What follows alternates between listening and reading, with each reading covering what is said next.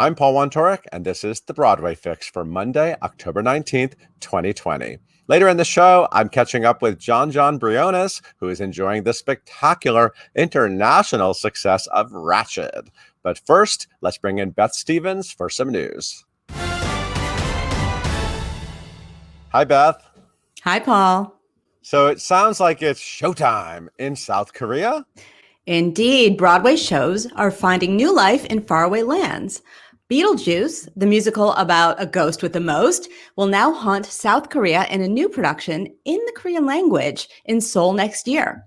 It is set to open in June 2021 and play a limited engagement through August. Meanwhile, things are about to get super chill in Australia. Frozen, the Disney musical based on the mega hit movie, is headed to Sydney's Capitol Theatre in December. Rehearsals have just begun for the show, which stars Gemma Ricks as Elsa and Courtney Monsma as Anna. Everyone in Arendelle and beyond is excited to see the stars let it go down under. We learned of two heartbreaking deaths over the weekend. Anthony Chisholm was a regular of the plays of August Wilson, appearing in the original Broadway casts of Two Trains Running, Gem of the Ocean, Radio Golf, and Jitney, earning a 2007 Tony Award nomination for playing Elder Joseph Barlow in Radio Golf. He died on October 16th at the age of 77, and we were shocked to learn that Doreen Montalvo passed away on October 17th. Just 56 years old, Montalvo was a star on the rise, having been a memorable part of the ensemble of In the Heights, and more recently graduating to featured roles like Gloria Fajardo in On Your Feet and TV exec Janet Lundy in the Mrs. Doubtfire musical, which played just 3 performances before the Broadway shutdown. Lin-Manuel Miranda tweeted over the weekend, "It is monstrously unfair that we did not get more time with her, more shows with her, more music with her, more life with her. It's unfair and heartbreaking." Okay, here's some good news to chase your quarantine blues away. Broadway favorites Alexandra Socha and Itai Benson married in Central Park this month. Socha, who recently wowed as Mabel in the Encore's presentation of Mac and Mabel, has appeared on Broadway in Head Over Heels, Brighton Beach Memoirs, and Spring Awakening. While Benson's credits include memorable performances in The Band's Visit and Wicked, and he was in previews with Company before the Broadway shutdown in March. Best wishes to the happy couple. Before we go, a special congrats to 2020 Tony Award nominee Adrienne Warren of Tina, who just landed a TV gig. Warren will play civil rights activist Mimi Till Mobley in the new ABC series Women of the Movement. This is definitely a good time to be Adrienne Warren. Thanks, Beth. I'm Caitlin Moynihan, and here are your top 3 to see. Jennifer Holliday is throwing a birthday party, and you're invited. Tonight at 8 p.m., the Tony winner is celebrating her 60th birthday with an intimate online concert event. Expect selections from Dreamgirls, her Grammy-winning career, and a tribute to Aretha Franklin. Get your tickets at goldstar.com/new-york. At 7 p.m. tonight, New York Theater Barn hosts A Seat at the Table, a panel on inclusivity in the theater hosted by Hector Flores Jr. Broadway's Bjork Lee, fresh Tony nominee Daniel J. Watts, Jerry Mitchell, and more will have a conversation about the obstacles and opportunities facing the theater community. Reserve your spot at nytheaterbarn.org. Tomorrow at 8 p.m., the Public Theater's Forward Together event premieres. Benefiting the Public Theater and featuring direction by Kenny Leon and music by Ted Sperling, the free night will also have dozens of Broadway favorites like Nikki M. James, Laura Benanti, Audra McDonald, Lin-Manuel Miranda, and many more. Plus, Jelani Aladdin will be performing a previously unreleased song from the Public Works production of Hercules. Watch online at the Public Theater NY YouTube page. I'm Beth Stevens, here to homeschool you about Broadway's singular sensation, A Chorus Line. The musical about a group of dancers auditioning for a spot in, you guessed it, A Chorus Line, officially opened at Broadway's Shubert Theater on this date, October 19th in 1975. A Chorus Line was conceived and directed by Michael Bennett, who also co-choreographed the show with Bob Avian. Its impeccable score is by Marvin Hamlish and Edward Kleban. The creators wrote the following in the playbill. This show is dedicated to anyone who has ever danced in a chorus or marched in step, anywhere. And its backstory reveals how deeply it is of theater people, by theater people, and for theater people. In A Chorus Line, the director questions the hopefuls lined up on the stage, and their personal responses form a collective biography. These insights were born in 2 workshops conducted in January of 1974, in which dancers talked into a tape recorder late into the night. The 30 hours of recording served as the basis for the musical that Bennett said was a reaction to the Watergate hearings. In the face of abounding falsehoods, he said it was time for some honesty. A Chorus Line opened at Off-Broadway's Public Theater in April of 1975, and the hit show was transferred to Broadway by producer Joseph Papp in July of that year. A musician strike forced the postponement of opening night from September 28th to October 19th. It went on to be nominated for a whopping 12 Tony nominations and won 9, including Best Musical. It also won the Pulitzer Prize for Drama in 1976. It is not an exaggeration to say A Chorus Line saved Broadway. Attendance was extremely low before the musical premiered. It drew crowds and became the centerpiece for New York City tourism promotion. In 1983, it became the longest-running show in Broadway history, a title it would hold until 1997, when it was surpassed by Cats. A Chorus Line played 6,137 performances on Broadway before it closed on April 28, 1990. It is still the 7th longest-running show in Broadway history. Jon Jon Briones made a spectacular debut as the engineer in the 2017 Broadway revival of Miss Saigon. Now he's making a name for himself in Hollywood as one of the stars of Ryan Murphy's latest Netflix sensation, Ratched. On the show, he plays Dr. Richard Hanover, a mysterious foil to Sarah Paulson's Nurse Ratched. I was thrilled to get to catch up. So good to see you, Jon Jon. Paul, so good to see you. You are so internationally famous right now, I can't even stand it. You know, it's one thing to be fantastic on Broadway, which you were in Miss Saigon, but when you're in something like Ratched, which is #1 in almost every country, I think 48 million people have watched it. Can you even process what is happening right now? I don't know what you're talking about. A lot of the interviews that I've been doing, they say the same things, and I don't know what they're talking about. I'm still the same. It's I got a lot of social media followers, but it's, but one thing that's very important to me is that I'm a lot of my countrymen, the Philippines, they're very happy about the representation that I brought, and the recognition of Filipinos. They're very proud of that, and that's very special to me. And that the fact that it's #1 in the Philippines is a big thing. It's very special. So let's talk about the Ryan Murphy family. You were, of course, fantastic in The Assassination of Gianni Versace, American Crime Story, and you were also in American Horror Story. And we all know that Ryan Murphy has sort of a troupe of actors that he loves working with, and a lot of them are theater people, and we love that fact, of course. Did you know that something big like Ratched was coming along for you?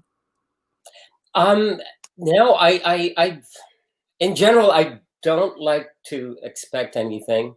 As soon as I'm done with something, I move on from that. I don't like to expect other things. But the thing is, for him to surprise me by inviting me to another show, that's great. It's always great to be in his world. He tells the most epic stories, and the heightened sense of reality is something that a lot of actors would love to do, because you it's sometimes hard to find the truth in that, but his writing staff team is just wonderful at telling stories like that. So to be able to be in that world and to play in that playground is an amazing thing. I love this show in particular. As a fan of old Hollywood, it felt like I was watching like some great big Hitchcock movie or something, with the sets and the costumes and the lighting and the music. What did it feel like? Did it feel that big and grand on set? Oh yeah. When I first read the first three scripts, I imagined my office to be this 10 by 10 dilapidated room, because they're struggling to get money from the government. And then my first day showing up on set, I asked the PA, "Can I see my office, because I want to get used to it?" We opened the door, and it was this cavernous room. It was bigger than my house here in LA, and the colors were just popping. It was such a beautiful thing. High ceilings, floor to ceiling windows. It was the most beautiful thing you've ever seen. There's a bar in a corner, a living room, a meeting room there, and then that huge office table. It's the genius of Ryan. He likes to write flawed characters, and habitating this beautiful setting. The way his sets are just beautiful. The costumes and cinematography is just epic. And so I think it makes the turmoil of the characters just more interesting when you put them in that kind of setting. It's just poignant. It's beautiful. It absolutely is. Now, you play Dr. Richard Hanover, if that's his real name. And this guy has a lot of layers to him. What was it like digging into this character and sort of unpeeling him from episode to episode? It's an actor's dream for him to be so just multi-dimensional character, and not just it was fun to peel the layers in him, and to research him and to work on his character. That was so special. And also, this is the biggest thing I've ever done, screen wise, and for him to acknowledge my culture and the character, I was so thankful, because first of all, it helped me understand the character more. Also, that he's a family man, and he's an immigrant, a Filipino, and then of course to be representing my culture, because it's a big thing. You seldom see Filipino actors, yes, Asian actors, and that's great, but not a lot of Filipinos. And for that character to be Filipino is so special. There's only a few of us in Hollywood right now: Nico Santos, Manny Jacinto, Reggie Lee, and this is such a great opportunity to be representing, and yeah, great. Ryan Murphy is known for writing incredible characters for some of Hollywood's biggest leading ladies. What was it like to get to work with Sharon Stone and to be working opposite her on a show like this? It was like, yeah, I consider acting as a big playground. It's so much fun to me. It just brings out the child in me. And it's like being invited to play with the cool kids in a cool playground. Sharon Stone, when I was so surprised to meet her for the first time. She just finished filming a scene, and I just finished putting on my wig and my makeup, and I was getting off the trailer, the makeup trailer. And here she comes in a golf cart. She came, and I didn't want to go, hey Sharon, I want to give her, but she looked at me and she went, Jon Jon, and she made a beeline for me. And when she took my hands and she went, I've heard so much about you. I'm so excited to be working with you. Ryan talked so much about you, and he even told me that that you're like the Filipino Marlon Brando, and that coming from Sharon Stone, that was special. It was like in a way, it was her saying, "You belong here. You're one of us. You're an Right. actor. You'll be fine. Yeah, let's play." In one of the episodes, this young man came on screen, and I thought, wow, that kid is really interesting. Who is that kid? And I looked him up, and I was like, oh my God, that's Teo. That's your son. He's in the show with you. What was it like to get to work with him on set? I look up to my son. He is he's such an amazing actor. He's been working nonstop since he was 4 or 5 years old. There was a time he was the only one working in our family. He's an amazing actor, and for me to be in the same set with him, that was special because I worked with Isa in Versace. She was playing one of my daughters, and that was special. And now to be on the same set with Teo was very special. Being in a Ryan Murphy set is like family. So I was taking Teo around the set, introducing him to everybody because I was just so proud to be there. I want to be like him. Issa is one of the stars of Picard, and of course she was in Hamilton on the road. Jon, when I first met you, I remember you telling me, we're sort of like this family of actors, and it's so exciting, everything that's happening for the family. What's it like to be out in California, sort of living this dream together? I think every decision is always it's a gamble, right? When we decided to move here to LA, that was a gamble. We didn't know anyone except for my managers, and we said, "Okay, let's try this." And we actually moved here for the kids because it was easier.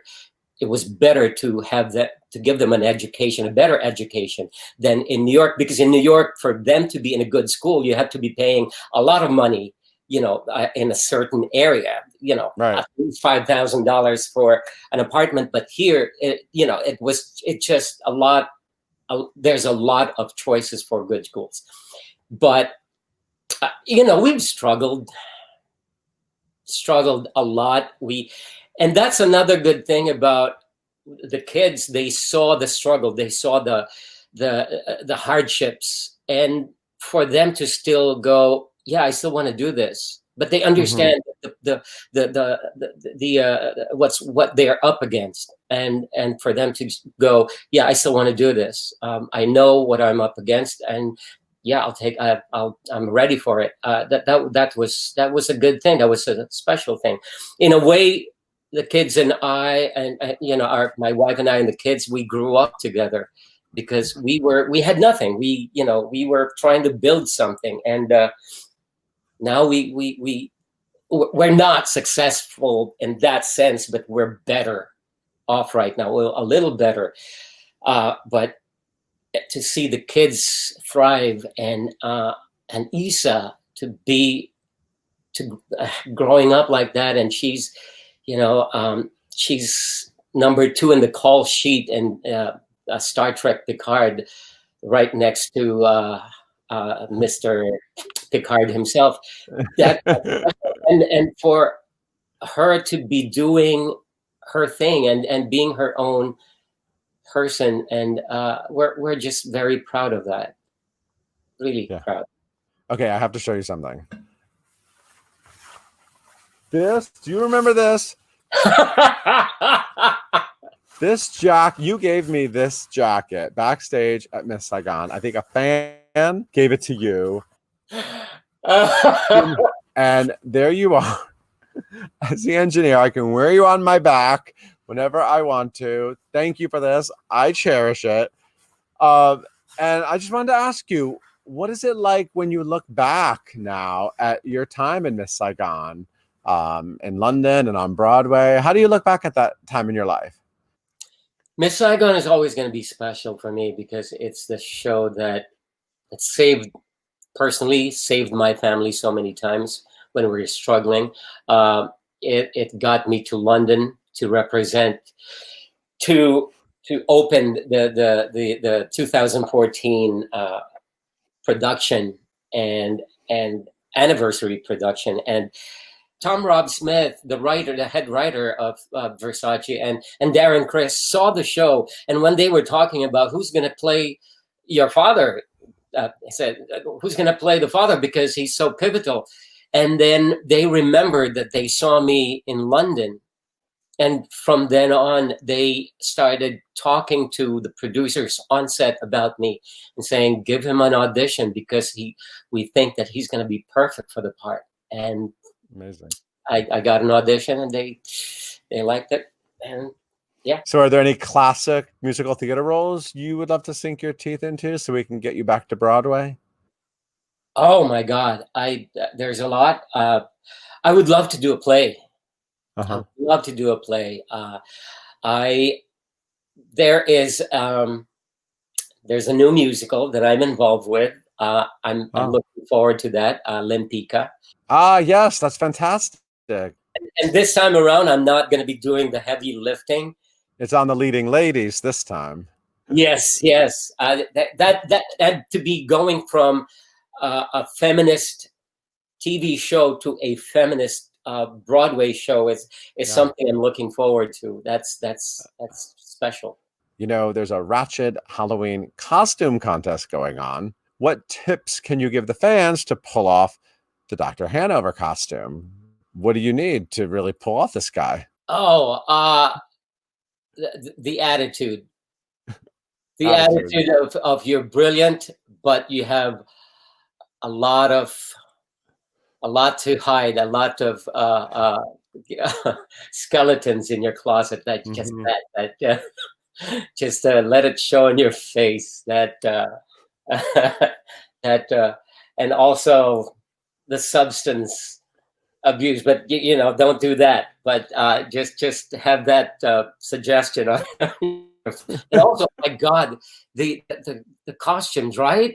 Oh, I love Lou Irish costumes. It was just so. It helps so much with the characters. She's a genius. She's a genius.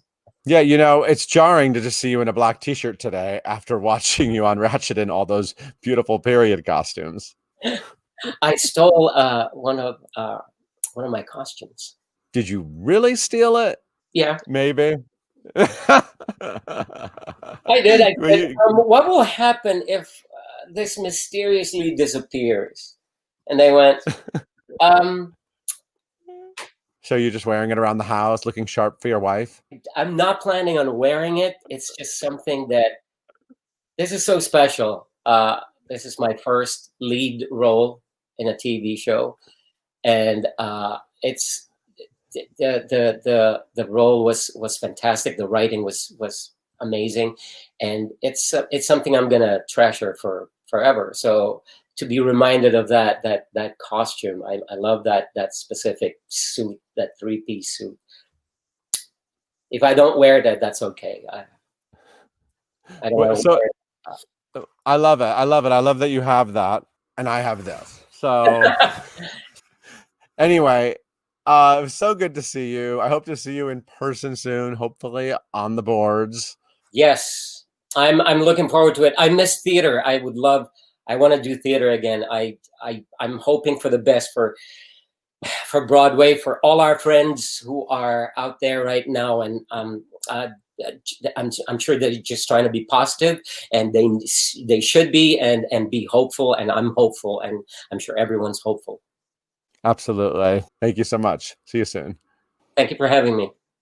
Hope you got your Broadway fix. We're back with new episodes every Monday, Wednesday, and Friday at 1 p.m. Eastern Time. Have a great day.